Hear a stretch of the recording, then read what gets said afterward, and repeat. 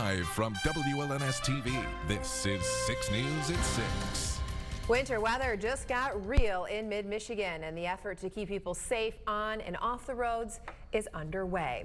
The winter blast is our top story tonight. Thanks for joining us. I'm Lauren Thompson. And I'm Sherry Jones. We'll send it straight over to our chief meteorologist, David Young, tonight. He's here for you now in our weather center. David, we aren't done with this yet, are we? This is like a 1-2-3 punch storm system with snowfall heavy out there today. And right now, a mixed bag. Take a look at the got that mixed precipitation continuing across the area. It's this right under this little dry area. There's actually some freezing drizzle that has been falling. And then to the west of that, we've got snowfall, which we expected to be a part of the system, which will be moving in. That'll give us another inch or so of accumulation, maybe 2 inches this evening and tonight. We've also got a lot of accidents out there. As we look at Traffic Tracker, you can see this has been a long-running accident we've got on 96 westbound, closed because of that accident. Further south into Jackson County, just north of Vandercook Lake, left lane blocked on I-94 eastbound at 142. Watch out for that one. And then further west, we've got another accident on 94 westbound. So got to watch out for all those accidents out there this afternoon. We'll have more on the accumulations tonight and a bitter cold wind chill forecast coming up in just a couple minutes. Thank you, David. Now, this winter blast has created a dangerous situation throughout mid-Michigan roads and highways. Aaron Jordan spent the afternoon with Ingham County Sheriff Scott Rigglesworth. He joins us now live by phone from the field. Aaron, where are you, and tell us what you see right now. Well, Sherry and Lauren, I'm at a rest area just north of Holt Road on US 127. Roads are still quite slick, and the back roads that we went down in the Holt Aladian Township area are still snow-covered and very slick.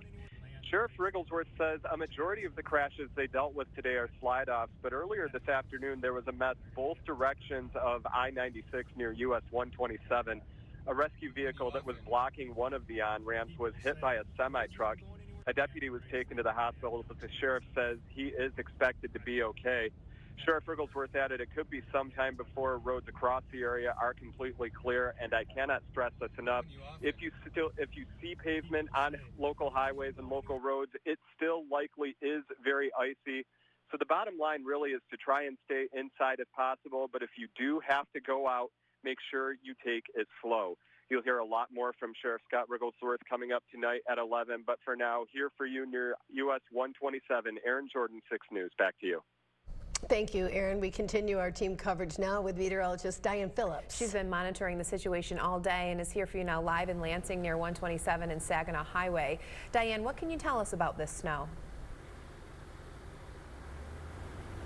Right now we are still seeing that freezing drizzle. It almost looks in some of the lights that it is snow, but it is actually that freezing drizzle. So that's going to make these roads pretty slick. But we've also picked up a lot of snow. And earlier I talked about that it was fairly light and fluffy, but yet it still had a lot of moisture. So I have the shovel here and we're going to go over some of the safety shoveling tips for you guys as you're going to want to remove a lot of the snow.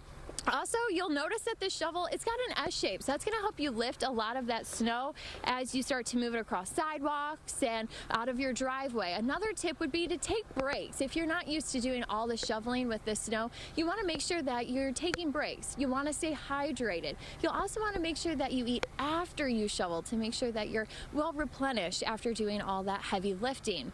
Now, these shovels, it's not that hard to find. You can find them at, of course, your local hardware store, and these are going to be a lifesaver even with that snow blower because some of these snows can get pretty heavy and that's going to make it difficult for everybody that's out there. Now, I'm not going to be able to shovel all these roads across the area, so Jim, how are the roads looking? I don't have enough time to get them all cleaned off. Well, I don't really have enough time to drive around for all the roads, but I can tell you right now that a lot of the roads that the crews have been out, but there's quite a bit of snow that they have a lot of work to do. It came down on US 127 from the St. Johns area and in the DeWitt area right now. And there's basically one lane in either direction on the expressway. The exit and entrance ramps are all very slippery, so you have to slow down way ahead of time for that. I'm on Business 27 right now, or at least ready to turn on that, and there's just a lot of slush out here right now. So again, it's going to be quite a chore for the crews to get out there, maybe taking a couple of days to get everything cleared. But so far, at least, we're not seeing it snow right now. Here for you in DeWitt, I'm Jim Geyer, 6 News. All right, thank you, Jim. Well, if you need a warm place to go, there are shelters and temporary warming facilities open across mid-Michigan tonight. Ashley Graham is here for you live with where you can find them tonight. Ashley? Lauren and Sherry, the city has had some warming shelters open all day just for these conditions, and they've been open pretty much all day, and some of them will be open for the night. But for the rest of the couple of days, it's going to get even colder than this, so it's really important that people know where those shelters are. And you'll be able to find those on our website. We have them listed out in our section. You can go to the Scene on 6 section of our website, WLNS.com, as well as the addresses and times that they are open each day after. And then after that, city officials encourage anyone who still needs a warm place to stay to go to one of the open shelters in the city, including Holy Cross and the City Rescue Mission. Community Services Director Joan Jackson urged people to only use those shelters if they absolutely need it, to keep space available for those who do. The fear is that if we open up warming centers, seniors or other people with mobility challenges will try to come out in the element.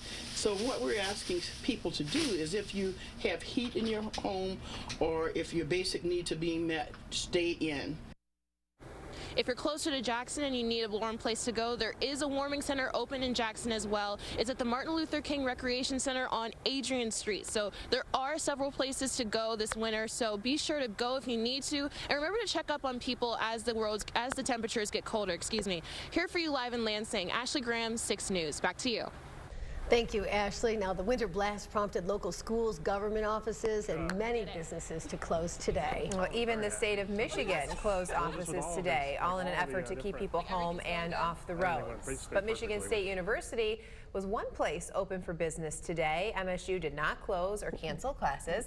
University officials say they are following the weather closely and do encourage everyone to prepare and stay safe, but they did not decide to declare a snow day today. In fact, MSU rarely cancels classes over inclement weather. Some Spartans we caught up with today are not too fond of that trend. I had one class canceled that's supposed to be in like 2 hours, but she canceled because of the weather, and she's from Canada, so it's bad. We have to walk across campus and stuff, so it's a little different. I think that there's something to be said for that. It's dangerous to be driving and to be walking, so there probably shouldn't be class, especially when the wind chill gets so low. The last time MSU canceled classes campus-wide was back in 2014 when the temperatures dipped way below zero. Several mid-Michigan cities, including Lansing, East Lansing, and Jackson, have laws requiring people to clear the snow off their sidewalks within 24 hours of a big snow. However, health experts say do not put your health at risk. Do not shovel if your doctor says you can't. If you are healthy enough to clear your snow, you should still take some frequent breaks. It's also best not to eat a big meal or drink alcohol before you head out to shovel. Also, the temperatures drop.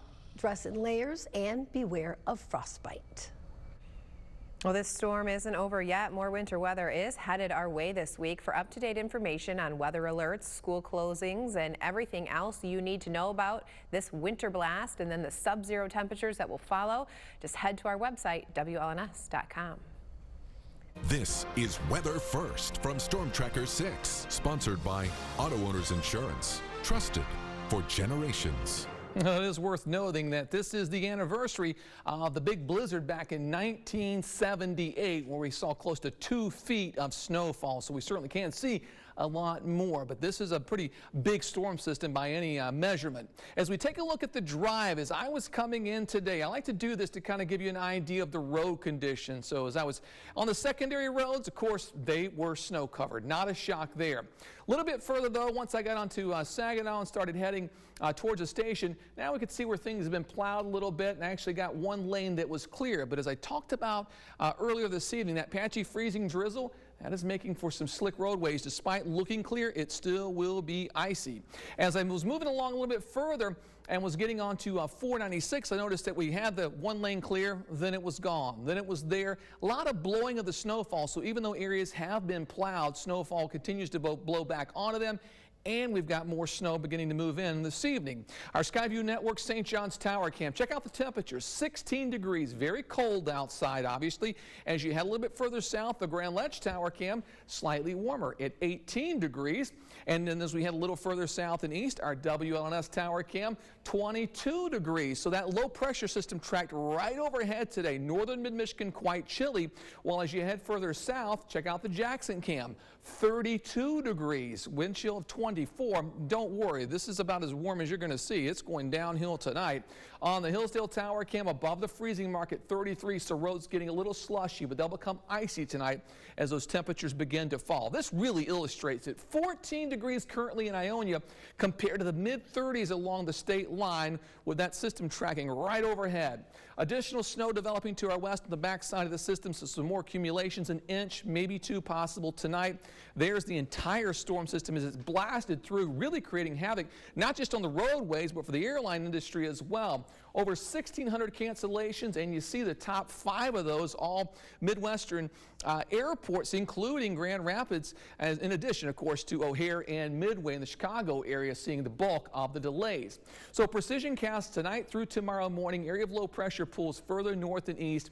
We'll still have lake effect snow showers tomorrow, and by tomorrow afternoon, as cold air really starts to work its way in, lake effect may become intense, so some accumulations from that are possible as well. As we move into Wednesday morning, we don't talk about this often, but these little black squiggly lines, those are isobars. When they get close together, the winds begin to crank up, and that's going to be moving in as we see that cold air shifting into mid-Michigan. So wind chills tomorrow morning below 0. Notice there's nothing there. That's the frostbite time, so it's not a big concern tomorrow morning. By tomorrow evening, frostbite times start to get a little lower as the wind chills begin to really drop, 30 to 40 degrees below 0. Wednesday morning, average frostbite time is going to be around 15 minutes. Through Wednesday evening, still brutally cold out there. But as we move into Thursday and then into Friday, now wind chills are back above the 0-degree mark, so improving conditions. Tonight, snow showers, windy, some accumulations possible. Low temperature, 9 degrees. Thursday's forecast, highs only in the teens. Snow showers a good bet, especially in the afternoon. Winds 10 to 20, gusting at times 25 to 30. The 6-day forecast, 2 degrees below 0. The high on Wednesday, brutally cold. Warmer, though, by the weekend, and can you believe it? Rain showers on Super Bowl Sunday, 41 degrees. That's going to be like a heat wave. And then the 6+ 6-day average temperatures, 20s and 30s, and some snow showers next week. A check of traffic tracker this afternoon.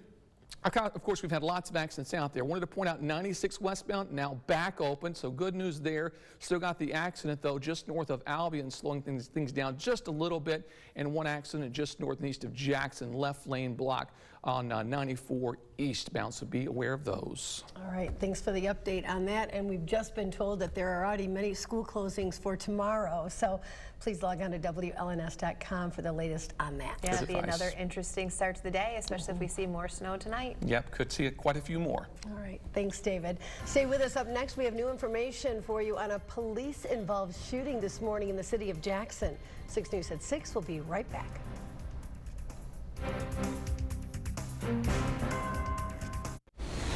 Police in Jackson were involved in a shootout overnight after responding to a domestic disturbance call at an apartment complex. Officers say a man fired shots at them and police fired back. That man was found dead a short time later. Our Kaylee Marentet is here for you now in our newsroom to tell us what she found out about the shooting. Kaylee? Lauren and Sherry, after the shootout, the suspect ran off. Police eventually found the man dead from an apparent gunshot wound. Police tell us the man who was killed was 29 years old and lived in Jackson. Officers went on to say that he had a relationship with the woman who called 911. She told them that he's known for carrying a gun at all times. Jackson police officials say they looked at the body cam video and say it shows that the suspect fired first on police. But tonight the shooting is still under investigation. We don't know if that officer struck the suspect at all. At this point, that's part of the investigation being conducted by the the Major Crimes Task Force, and so we do not know which officers involved, what rounds may have struck the suspect or which officer was responsible for shooting the suspect.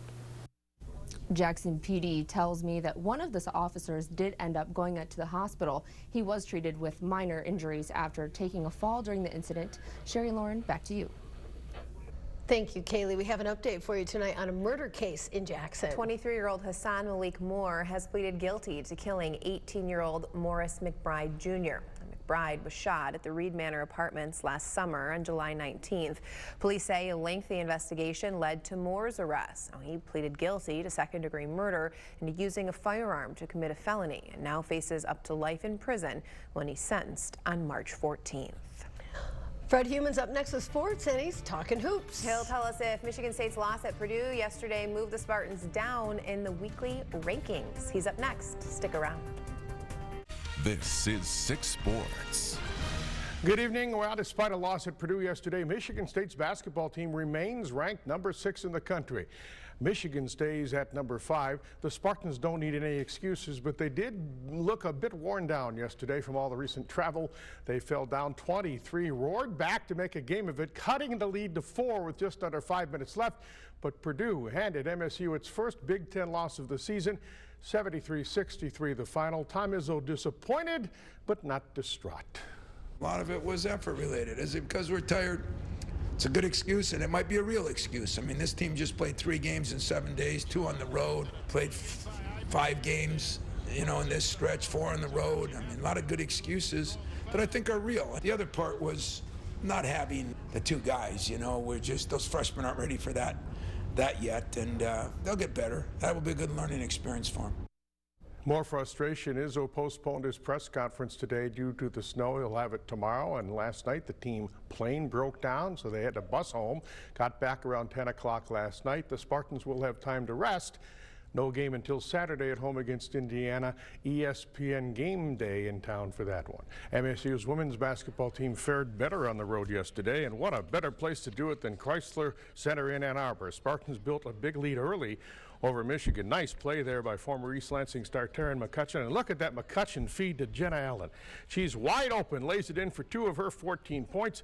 MSU wins it 77-73, and road wins have been very difficult to come by for Susie and the Spartans. It's not an easy environment to come in here and play in, for sure.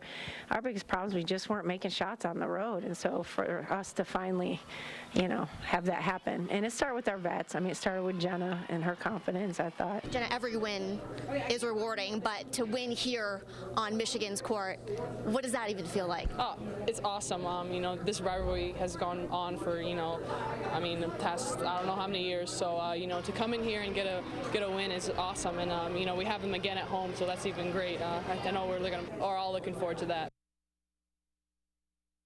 All right, time left for our 6 Sports Play of the Week. We do this each and every Monday during a 6 o'clock sportscast. Kind of a no-brainer. We go back to Friday night high school basketball NCAA. CAAC Blue Tilt between Grand Ledge and Okemos. Everybody in town talking about the Chiefs' last-second stunner.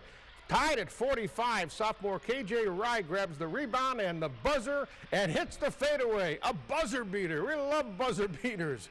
Okemos wins the game, kept the unbeaten record in the Blue alive. That's our 6 Sports Play of the Week. And we move the countdown clock down. We are 6 days away now until Super Bowl Sunday. Super Bowl 53. The 2 teams have arrived in Atlanta. The stage is getting set, and we'll have the Super Bowl right here on TV6 Sunday. Patriots and Rams. We are your Super Bowl station. Sherry, Lauren, and my Igloo buddy David back right after this.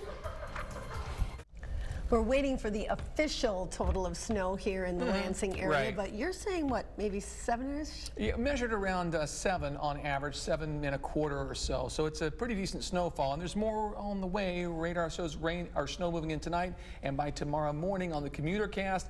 I think between snow showers and some freezing on the roadways, it'll still be icy. The snow showers, the wind, so now we're going to give that a red shading. A little better tomorrow afternoon, but there'll still be a lot of snow showers around, and then the dangerously cold wind chills. Wind chills as we head into Wednesday with high temperature below 0. Wind chills will be 30 to 40 degrees below 0. Frostbite in about 15 minutes, so just stay inside if you can. and it does get warmer. In fact, it gets downright balmy, 41 degrees for Super Bowl Sunday with rain showers instead of snow showers. Wow. A reminder, a lot of cancellations are already coming in for tomorrow. Guessing that's going to be a trend for schools this week. Yeah, especially with those freezing temperatures, below freezing and wind chills. If it's not the snow, it's the dangerous wind chills. Is that Super Bowl on TV Sunday? Right here. Did you hear about that? TV6.